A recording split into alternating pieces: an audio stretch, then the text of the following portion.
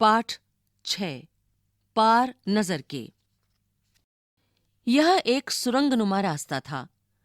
आम आदमी के लिए इस रास्ते से होते हुए जाने की मनाही थी, लेकिन छोटू ने एक दिन अपने पापा का सिक्योरिटी पास लिया और जा पहुंचा सुरंग में। फिर क्या हुआ? छोटू, कितनी बार कहा है तुमसे कि उस तरफ मत जाया करो। फिर पापा क्यों जाते हैं उस तरफ रोज रोज? पापा को काम पर जाना होता है। रोजाना यही वार्तालाप हुआ करता था छोटू की मां और छोटू के बीच। उस तरफ एक सुरंगनुमा रास्ता था और छोटू के पापा इसी सुरंग से होते हुए काम पर जाया करते थे। आम आदमी के लिए इस रास्ते से जाने की मनाही थी। चंद चुनिंदा लोग ही इस सुरंगनुमा रास्ते का इस्तेमाल कर सकते थे और छोटू के पापा इन्हीं चुनिंदा लोगों में से एक थे। पृष्ठ संख्या 35।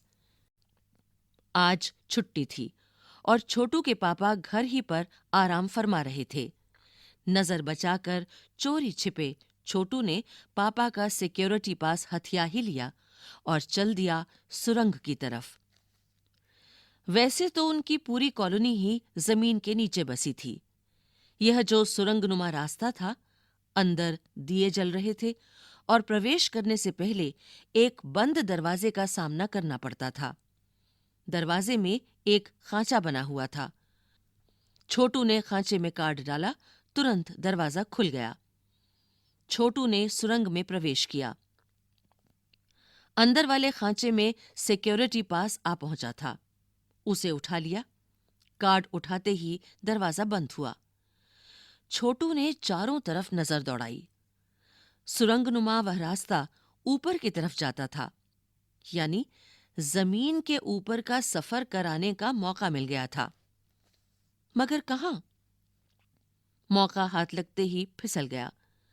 सुरंग में जगह जगह लगाए निरीक्षक यंत्रों की जानकारी छोटू को नहीं थी, मगर छोटू के प्रवेश करते ही पहले निरीक्षक यंत्र में संदेहास्पद स्थिति दर्शाने वाली हरकत हुई। इतने छोटे कद का व्यक्ति सुरंग में कैसे आया? दूसरे निरीक्षक यंत्र ने तुरंत छोटू की तस्वीर खींच ली। किसी एक नियंत्रण केंद्र में इस तस्वीर की जांच की गई और खतरे की सूचना दी गई। इन सारी गतिविधियों से अनजान छोटू आगे बढ़ रहा था। तभी जाने कहां से सिपाही दौड़े चले आए। छोटू को पकड़कर वापस घर छोड़ाए।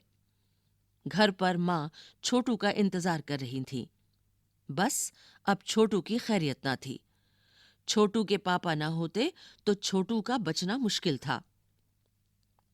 छोड़ो भी, मैं इसे समझा दूंगा सब, फिर वह ऐसी गलती कभी नहीं करेगा। पापा ने छोटू को बचा लिया। बोले, छोटू, मैं जहां काम करता हूं ना, वह क्षेत्र जमीन से ऊपर है। आम आदमी वहां नहीं जा सकता, क्योंकि वहां के माहौल में जी ही नहीं सकता। तो फिर आप कैसे जाते हैं वहां? छोटू का सवाल लाजिमी था। मैं वहां एक खास किस्म का स्पेस सूट पहनकर जाता हूं। इस स्पेस सूट से मुझे ऑक्सीजन मिलता है, जिससे मैं सांस ले सकता हूं।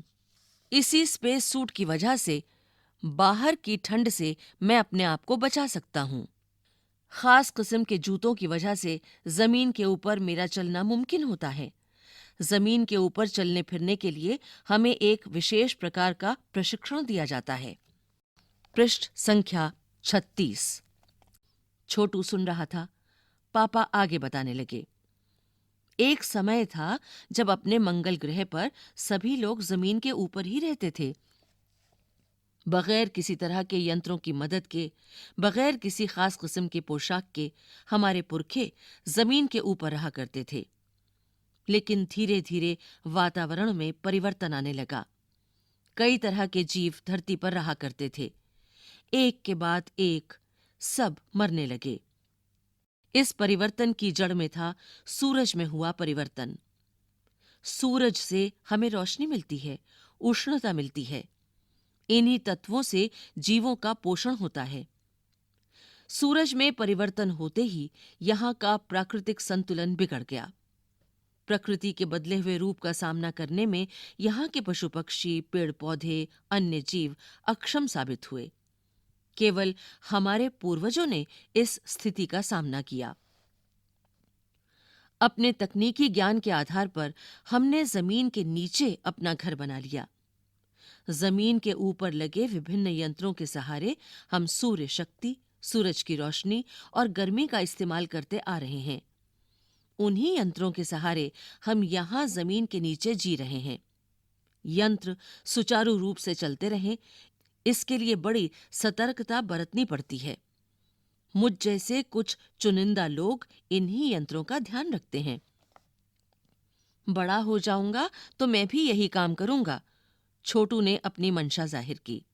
बिल्कुल, मगर उसके लिए खूब पढ़ना होगा, माँ और पापा की बात सुननी होगी, माँ ने कहा।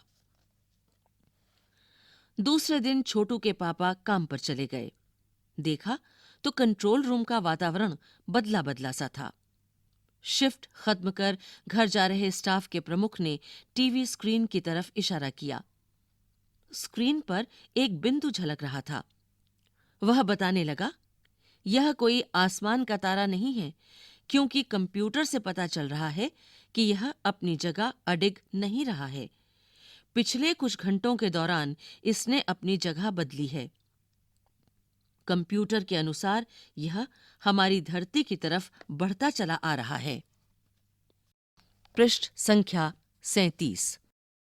अंतरिक्ष यान तो नहीं है? छोटू के पापा ने अपना संदेह प्रकट किया।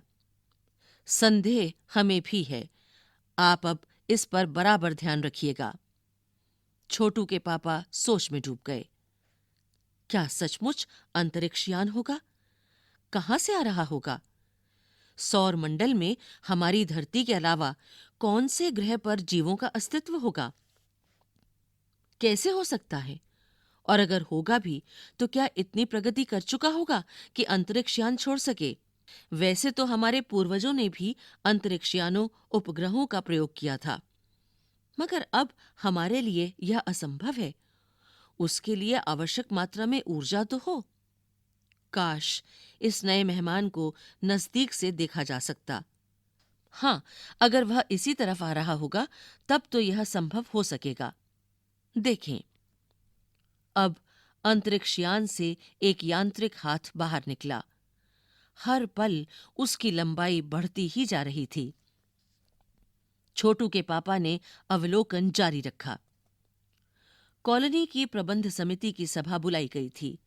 अध्यक्ष भाषण दे रहे थे। हाल ही में मिली जानकारी से पता चलता है कि 2 अंतरिक्ष यान हमारे मंगल ग्रह की तरफ बढ़ते चले आ रहे हैं। इनमें से एक अंतरिक्ष यान हमारे गिर्द चक्कर काट रहा है।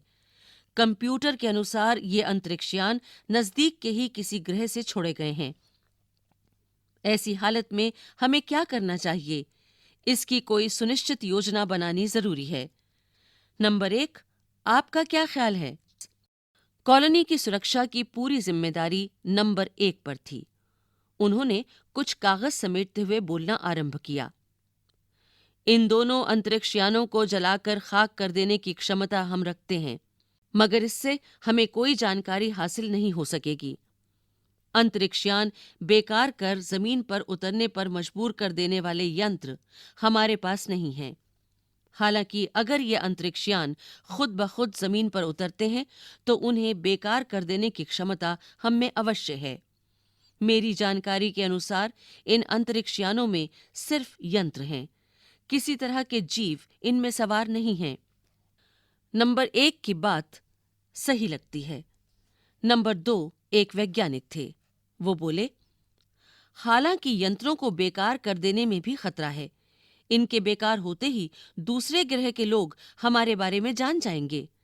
इसलिए मेरी राय में हमें सिर्फ अवलोकन करते रहना चाहिए। जहां तक हो सके हमें अपने अस्तित्व को छिपाए ही रखना चाहिए, क्योंकि हो सकता है जिन लोगों ने अंतरिक्ष यान भेजे हैं वे कल को इनसे भी बड़े सक्षम अंतरिक्ष यान भेजें। हमें यहाँ का प्रबंध कुछ इस तरह रखना चाहिए जिससे इन यंत्रों को यह गलतफहमी हो कि इस जमीन पर कोई भी चीज इतनी महत्वपूर्ण नहीं है जिससे वे लाभ उठा सकें। अध्यक्ष महोदय से मैं यह दरखास्त करता हूं कि इस तरह का प्रबंध हमारे यहाँ किया जाए। नंबर 3 सामाजिक व्यवस्था का काम देखते थे। उनकी बात के जवाब में अध्यक्ष कुछ बोलने जा ही रहे थे कि फोन की घंटी बजी। अध्यक्ष ने चोंगा उठाया। 1 मिनट बाद सभा को संबोधित करते हुए उन्होंने कहा, भाइयों, अंतरिक्षयान क्रमांक 1 हमारी जमीन पर उतर चुका है। वह दिन छोटू के लिए बड़ा ही महत्वपूर्ण दिन था। पापा उसे कंट्रोल रूम ले गए थे। यहां से अंतरिक्षयान क्रमांक 1 साफ नजर आ रहा था। कैसा अजीब लग रहा है यहाँ? इसके अंदर क्या होगा पापा? छोटू ने पूछा। अभी नहीं बताया जा सकता। दूर से ही उसका निरीक्षण जारी है। उस पर बराबर हमारा ध्यान है और उसके हर अंग पर हमारा नियंत्रण है।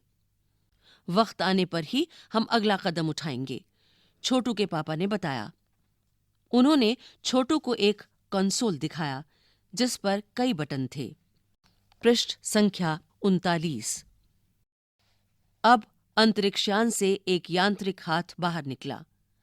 हर पल उसकी लंबाई बढ़ती ही जा रही थी। वह शायद जमीन तक पहुंचकर मिट्टी उकेर कर लेना चाहता था।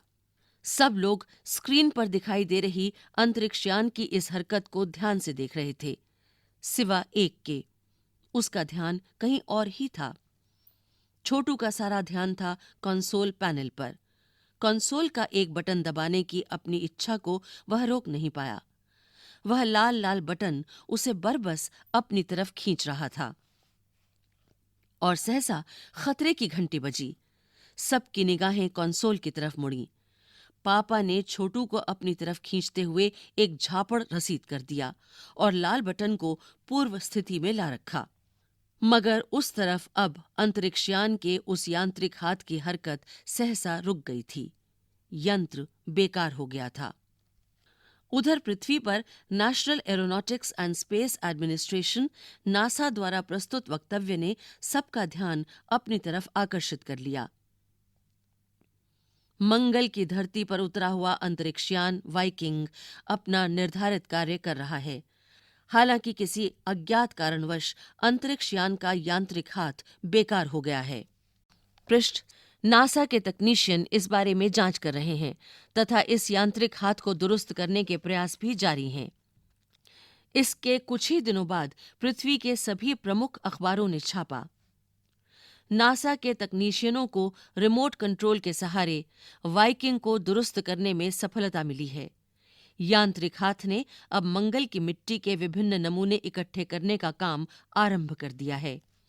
पृथ्वी के वैज्ञानिक मंगल की इस मिट्टी का अध्ययन करने के लिए बड़े उत्सुक थे। उन्हें उम्मीद थी कि इस मिट्टी के अध्ययन से इस बात का पता लगाया जा सकेगा कि क्या मंगल ग्रह पर भी पृथ्वी की ही तरह जीव सृष्टि का अस्तित्व है। यह प्रश्न आज भी एक रहस्य है। लेखक जयंत विष्णु नार्लिकर। मराठी से अनुवाद रेखा देशपांडे।